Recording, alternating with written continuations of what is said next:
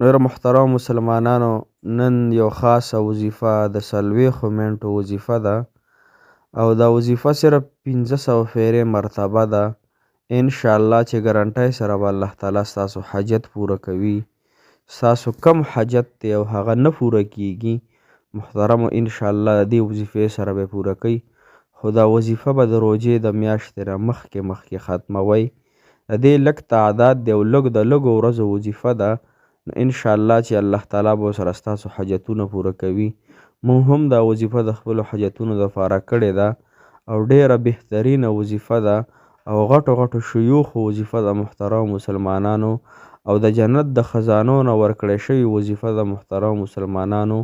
نو انشاءالله چې دومره بهترینه ده او دومره اعلی وظیفه ده چې د جنت د خزانو نه جناب محمد رسول الله صلی الله علیه وسلم ته ورکړې شوې ده.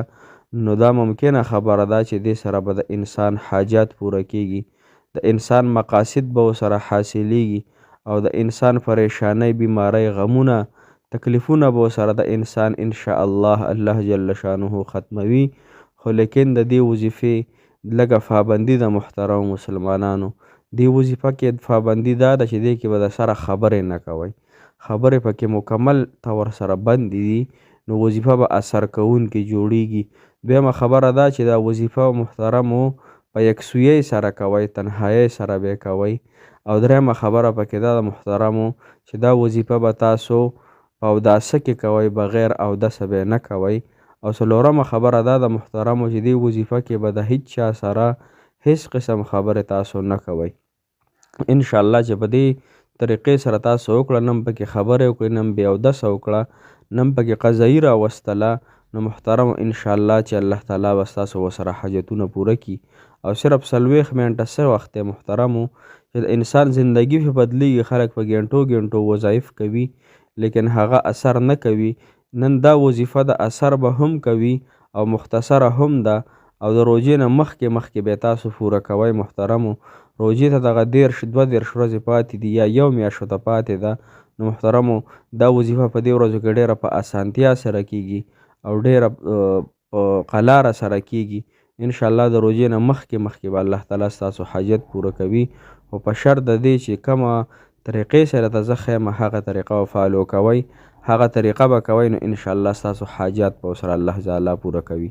السلام علیکم ورحمة الله وبرکاته.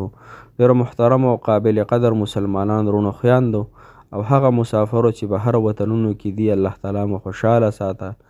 الله تعالی د دغې مسافرو تمامه حاجتونه، ضرورت، مقاصد پوره کړي. محترمو نن چې زمونږ کومه وظیفه ده ډیره خاص وظیفه ده. دا وظیفه د حدیث مبارکو نه ثابته وظیفه ده.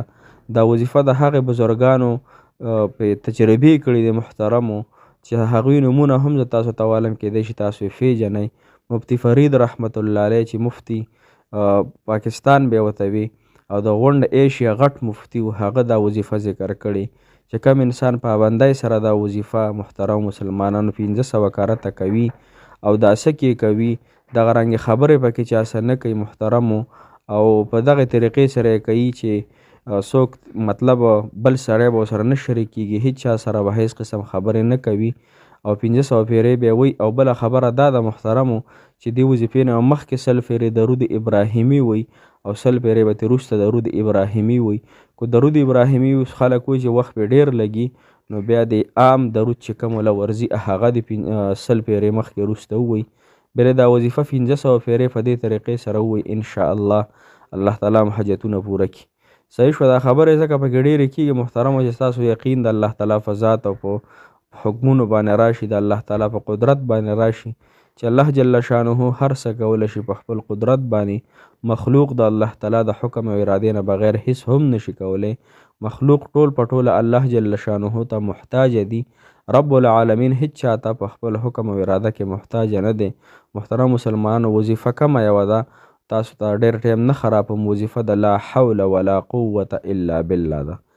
لا حول ولا قوة الا بالله. ډېر خلک ورسره ووایي ولا حول وایي، ولا حول به نه وي، لا حول ولا قوة الا بالله، بس صرف دقه وظیفه ده. دا به تاسو روزانه 500 کرته وایي. ځان له به یو ټایم مخصوص کړئ چې دې ټایم کې به زه دا وظیفه کوم. مثال په طور د ماسخوتن لمونځ نه پس به یې کوم، د مازدیګر مونځ نه پس به کوم، د ماښام مونځ نه پس به کوم، هر ټایم مونځ نه پس چې کوئ اودس کې به کوئ. صحیح شوه. دویمه خبره دا ده چې دې وظیفې دوران کې به د هیڅ چا سره هیڅ قسم خبرې نه کوئ، مطلب خبرې پکې د سره نه کوئ. صحیح شوه. بله دا اودس کې خبرې به چا سره نه کوئ.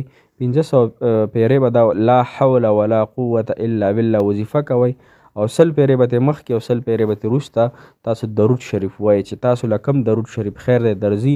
بهترین درود شریف خو درود ابراهیمي دی چې هغه انسان وی محترمو، او که دغه چاله نه ورځي او وایي چې ټایم پرې ډېر لګي په دغې، نو بیا چې هر یو درود شریف وایي. دا وظیفه به تاسو 140 ورځې پورې جاري ساتئ. ګوره زموږ مسلې دومره غټې دي محترمو، تاسو کله یو وظیفه شروع کوئ کله بله کوئ یا 15 وظیفې تاسو کوئ هره وظیفه کوئ، لیکن دا وظیفه تاسو پابندۍ سره انشاءالله وکئ. دا فرېږدئ مه. ګوره څوک په جهیل کې وي که د چا داسې پریشاني وي محترمو چې هغه نه ختمېدونکي، نو الله تعالی به ورکړي. هغه یو صحابي باره کې راځي چې هغه جیل کې محترم مسلمانانو او د هغه پلار ته دا وظیفه جناب محمد رسول الله صلی الله علیه وسلم ورکړې وه. هغه د جیل نه هم الله تعالی را خلاص کو محترم، او د هغه سره مال او د هغه سره چې څومره مطلب ګډې وې د خلکو هغه هم ورسره ملګرې شوې او داسې روانې وې لکه ځناور چې خپل کور ته ځي. بعضې ځناور ډېر هوښیار وي، نو هغه داسې وی چې لکه خپل کور ته روان. چې دروازه یې وټکوله نو هغه پلار یې ډېر زیات خوشحاله شو. هغه مال، هغه اوښان، چیلۍ، ګډې وغیره ورسره هم لاړې. نو ستاسو به څومره مسلې محترمو، که څوک جیل کې نو هغوی دپاره هم ویلی شي. که څوک د چا پریشانی د مال، تجارت، د زراعت، دغه رنګې د سعودي عرب، د قطر، دوبۍ، امریکې هر ځای کې چې څومره مسلمانان دي او زما دا غږ اوري، اواز اوري، هغوی دا وظیفه انشاءالله د خپلو مقاصدو د اسانېدو دپاره، د خپلو حاجتونو د پوره کېدو دپاره شروع کړي انشاءالله. پوره ترتیب سره دغه سان وکئ او پوره 140 ورځې به پابندۍ سره کوئ. ګرنټي به الله تعالی پوره کوي انشاءالله، ذمهواري به الله تعالی انشاءالله پوره کوي محترمو. خو چې تاسو کې اخلاص وي، تاسو کې یقین وي، تاسو توجه سره دا وظیفه وکئ، پوره دهان سره یې وکئ، د چا نه پکې مدد وانخلئ، مطلب چې راځه 2 کسان 3 کسان ملګري کېږو دا وظیفه کوو، نه، دا به یو کس کوي، ځان له به یې کوي او په دغې طریقې سره به یې کوي کومه طریقه چې راته ما وښودله محترمو.